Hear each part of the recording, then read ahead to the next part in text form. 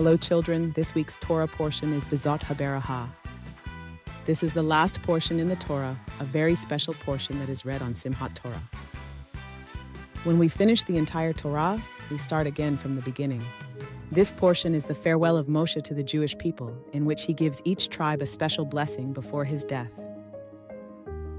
The portion begins with the words, "And this is the blessing with which Moshe, the man of God, blessed the children of Israel before his death." Before Moshe blesses the tribes, he begins with words of praise to God, saying, "God came from Sinai and shone like the sun, appeared from Mount Paran, and came with myriads of holy angels.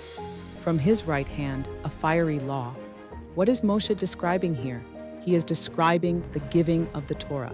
He describes how God came from Mount Sinai with all the honor and holiness to give the Torah to the Jewish people. It is like a sun that rises and illuminates for the entire world. The Jewish people follow God and the Torah. Moshe commanded us the Torah, and it is the inheritance of the Jewish people. Now Moshe begins to bless the tribes. He begins with Reuven, the firstborn son of Yaakov, and says, "Let Reuven live and not die, and may his tribe be numerous." Why did he receive such a blessing? Rashi explains that Reuven sinned with Bilhah, and Moshe, our teacher, blessed him that he would not die because of that sin. Now we move on to the tribe of Yehuda. Moshe blesses Yehuda that he should merit leadership. Yehuda is the tribe from which the kings will come. David, Solomon, and Moshe bless him that God will hear his prayers and send him help in battles. Now the blessing of Levi, the priests and the Levites. To Levi, Moshe gives a long and special blessing. The tribe of Levi was so devoted to God that when it was necessary to stand up for justice, like with the golden calf, they were willing to fight even against their own family. That is incredible devotion, and therefore they will be the priests and teachers of the Jewish people, and God will bless them and protect them. The blessing of Binyamin. To Binyamin he said, "Beloved of God." The meaning is that Binyamin is beloved by God. God protects him all day long. Why is Binyamin so beloved? Because the temple was built in his territory. To Yosef, Moshe gives a very long and special blessing because Yosef saved the whole family from famine. And to Yosef he said, "God will bless your land and give you the best of the crops." This is an amazing blessing. Yosef will receive tremendous blessings from nature. Rain, crops, fruits, and his sons Ephraim and Manasseh will be strong in battle and greatly multiply. To Zevulun he said, "Rejoice, Zevulun, in your going out, and Yissachar in your tents." What does this mean? Zevulun will be a tribe of merchants and seafarers. They will go out to sea and engage in trade. Yissachar will be a tribe of Torah scholars. They will sit in tents and study Torah. Zevulun will support Yissachar financially, and Yissachar will study Torah on behalf of them both. Now we've reached Gad. Gad in Aramaic means luck. Gad received an inheritance on the other side of the Jordan, and they were strong warriors who helped conquer the land. They also had the merit that Moshe was buried in their territory. About done, Moshe blessed that it would be a tribe of strong judges, like Samson the mighty, who would leap upon their enemies and defeat them. The blessing of Naphtali, abundance and beauty. Naphtali will be a happy and blessed tribe, receiving a beautiful inheritance by the sea. The blessing of Asher, oil and happiness. Asher will be a very wealthy tribe, with plenty of olive oil and also precious metals. He will also remain strong in old age. After blessing all the tribes, Moshe gives an amazing general blessing to the entire Jewish nation. The Lord is the most unique God in the world. He will protect you and help you. You will live in safety and peace. You will be a special and happy people. You will defeat all your enemies.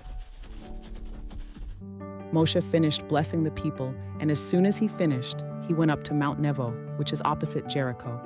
At that moment, God showed Moshe the entire land, Gilad as far as Dan, all of Naphtali, the land of Ephraim and Manasseh, and all the land of Yehuda as far as the Mediterranean Sea, the Negev, and the valley of Jericho, the city of palms, as far as Zohar. God showed Moshe all of the land of Israel from above. He was privileged to see the entire beautiful land that the Jewish people were about to inherit. And God said to Moshe, "This is the land that I swore to Abraham, to Yitzhak, and to Yaakov, saying, I will give it to your descendants." Now came the saddest moment in the Torah for the Jewish nation. God commanded Moshe to lie down, to close his eyes, and in a single moment, he took his holy and pure soul, without suffering, without pain, the farewell from the great and fearless leader. God buried him in the valley opposite Beth Peor, and no one knows his specific burial place to this day. Why does no one know where Moshe is buried? So that people would not make his grave into a place of idol worship. Moshe was strong and healthy, like a young man, even at the age of 120. The Jewish people mourned Moshe for a full 30 days. This showed how much they loved him. The Torah ends with an exceptional description.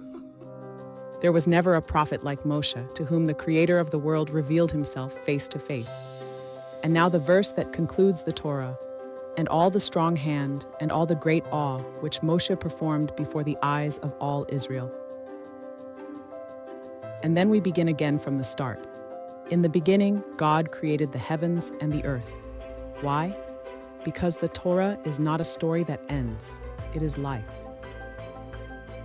Every time we finish it, we discover new things, just as Moshe said, "For it is your life."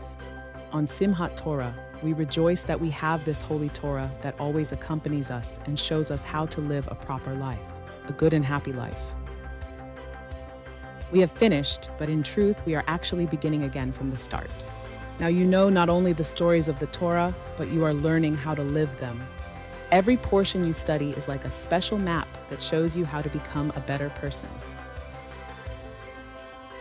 The Holy Torah is the guidebook for the life of the Jewish people. Remember, every mitzvah you fulfill makes you a living part of the great story of the Jewish people. You are continuing the path that our holy ancestors began. Keep learning, growing, and lighting up the world with the light of the Torah. Thank you for being with us. We'll meet again in the portion of Bereshit.